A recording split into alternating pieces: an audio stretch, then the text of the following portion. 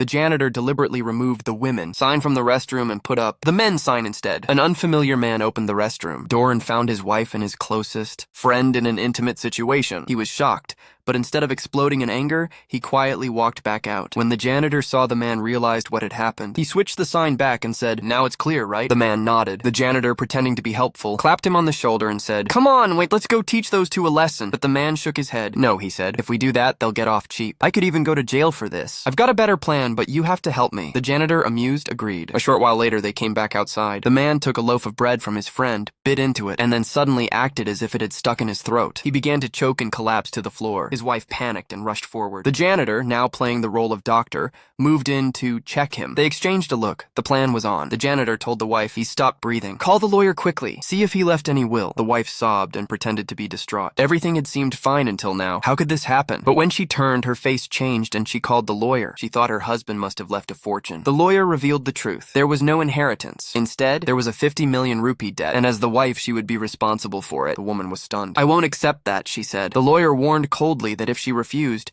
she could spend her life in prison. Panic set in. "My 3 brothers will help me," she blurted. The friend replied, "This is your problem, not mine." The wife, furious, shouted, "You were the one in the restroom saying you'd love me forever." The lawyer listened and began to suspect something. It looked like the two of them had been together while the husband was alive. He said he'd call the police. The wife suddenly remembered the bread her husband had eaten from the friend and accused the friend of poisoning him. The two started arguing heatedly. Then, to their absolute shock, the dead man sat up. The wife and friend froze. The man said calmly, "Don't put on a show. I know everything. I staged this whole scene so your truth would come out and you'd leave without taking anything." Follow us for more epic fantasy stories like this one.